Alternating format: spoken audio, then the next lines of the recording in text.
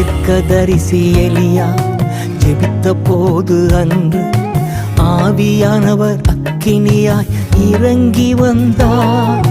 தீர்க்கதரிசி எலியா ஜெபித்த போது அன்று ஆவியானவர் அக்கினியாய் இறங்கி வந்தார்.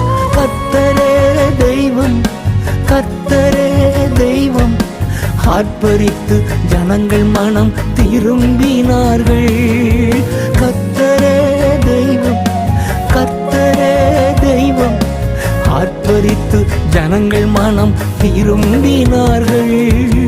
அக்கினி அக்கினி பரலோக பரிசுத்த அக்கினி அக்கினி அக்கினி பரலோக பரிசுத்த அக்கினி